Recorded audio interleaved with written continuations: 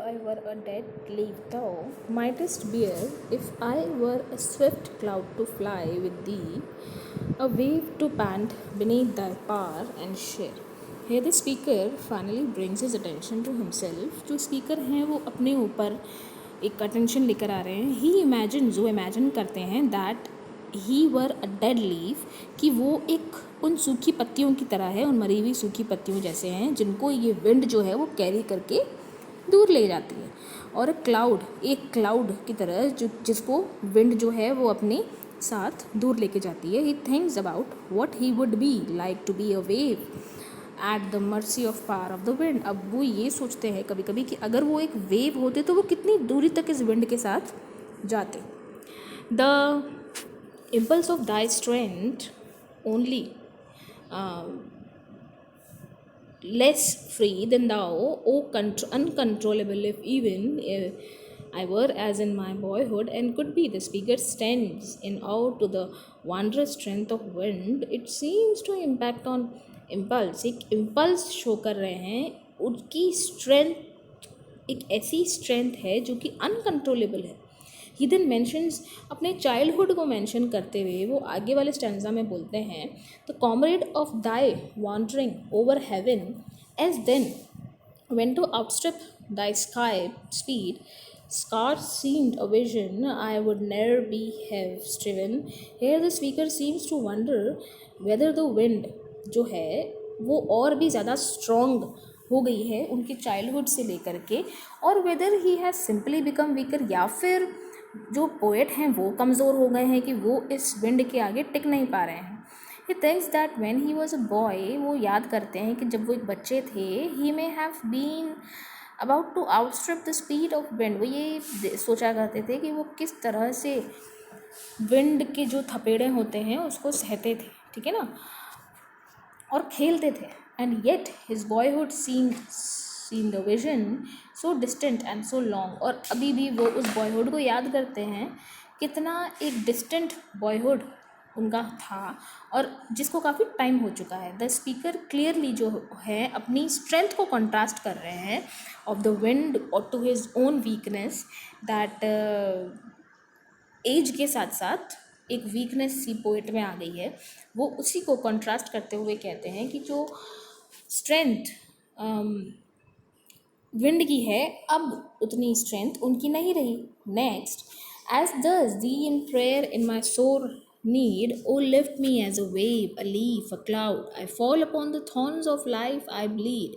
Here the speaker finally comes, एक request कर रहे हैं.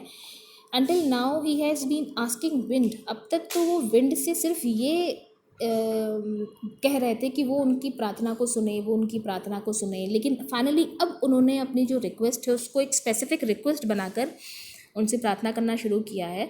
That compares himself to a man in prayer in sore need. एक अपने आप को पूरी तरह से झुका कर वो कहते हैं कि वो एक मैन है जो कि सोर नीड में है, जिनको ज़रूरत है. And he bags the wind, वो विंड से भीख मांगते हैं कि उनको एक लीफ, एक क्लाउड की तरह बना दे. He longs to be at mercy of the wind, वो उस विंड से दया मांग रहे हैं, दया की भीख मांग रहे हैं.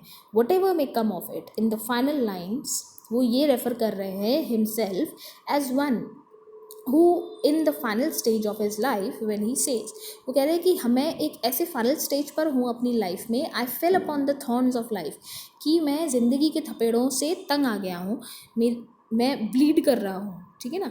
Just like the wind swept away, जिस तरह से विंड जो है वो डेड लीव्स, ऑटम की डेड लीव्स को एक आगे ले जा रही हैं, स्वेप्ट अवे यानी कि हटा रही हैं उनको. द स्पीकर उसी तरह से उनसे रिक्वेस्ट करते हैं कि उनकी जो ये तकलीफ़ें हैं, उनकी जो सॉरोज़ हैं, जो उनकी लाइफ को डीके कर रही हैं, सड़ा रही हैं, उन तकलीफ़ों को, उन मुसीबतों को, उन प्रॉब्लम्स को और जितनी भी सॉरोज़ हैं उनको वो अपने साथ स्वेप्ट अवे कर लें, उनको भी अपने साथ ले जाए. A heavy weight on hours has chained and bowed, one too like thee, tameless and swift and proud. The speaker says that weight of his years of life have bowed him. कह रही हैं कि वो ये कह रहे हैं कि एक जो उनकी लाइफ का एक जो भार है, जो बोझ है, उसने उनको बिल्कुल नीचे झुका दिया है, जो वो चाहते हैं कि वापस से वो एक प्राउड ह्यूमन बीइंग की तरह खड़े हों। Make me thy lyre, even as the forest is. What if my leaves are falling like its own? The tumult of thy might be harmonious.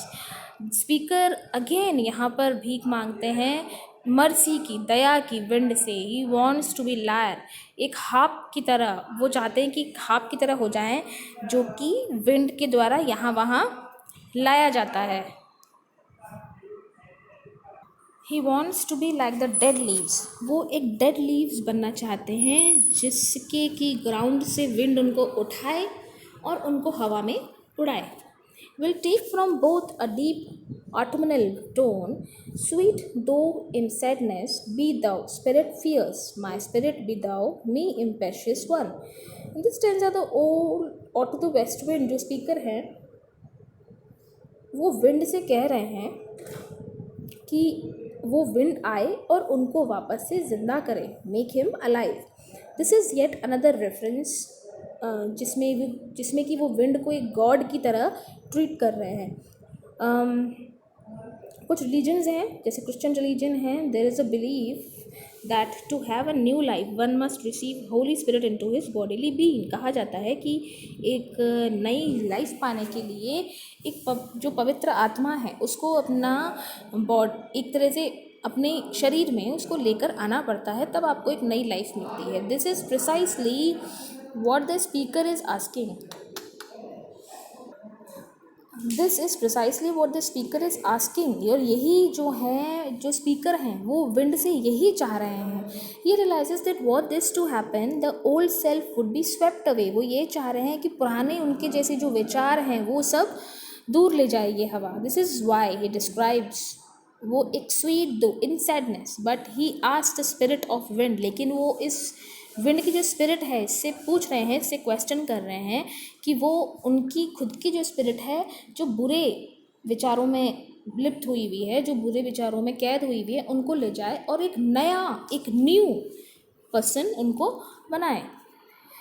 Drive my dead thoughts over the universe like withered leaves to quicken a new birth, and by the incantation of this verse, the speaker asked the wind, वो wind से पूछ रहे हैं, वो मांग रहे हैं कि उनके जो डेड थॉट्स हैं, जो नेगेटिविटी उनके मन में है, उसको हटा दें, उसको एकदम से ख़त्म कर दें, उनको अपने साथ उड़ा कर ले जाएं, ताकि उनके माइंड में एक न्यू आइडियाज़ आए जो कि उनको एक न्यू बर्थ दे।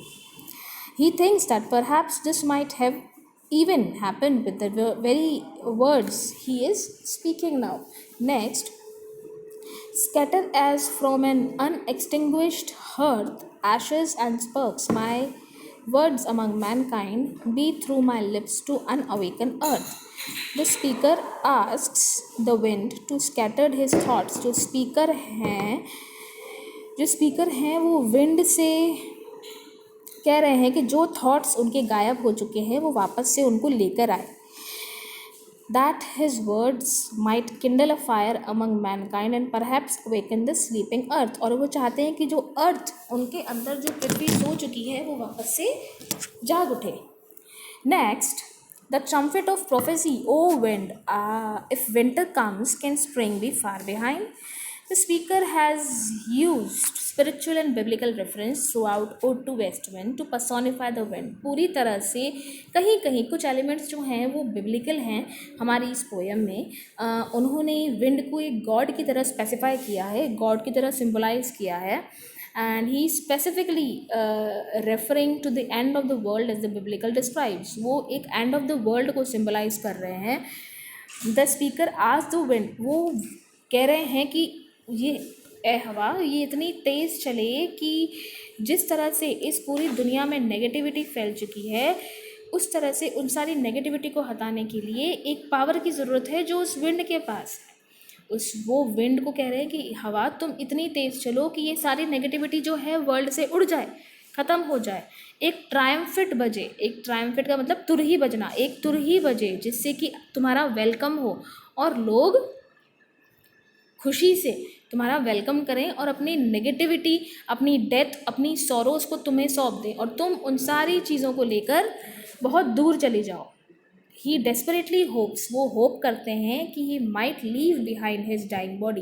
वो ये भी सोच रहे हैं कि जो उनमें जो चीज़ें मर चुकी हैं, जो ख़त्म हो चुकी हैं, जो किसी मतलब की नहीं है, डाइंग होप्स जो हैं उनके, डाइंग आइडियाज़ जो हैं, थॉट्स हैं, वो सारे उनकी एक वो उस डेड बॉडी के साथ हवा जो है अपने साथ लेके चली जाए। तो this was a poem. I hope आप लोगों को समझ में आई होगी। Hope you enjoyed it a lot. Thank you so much and take care all of you.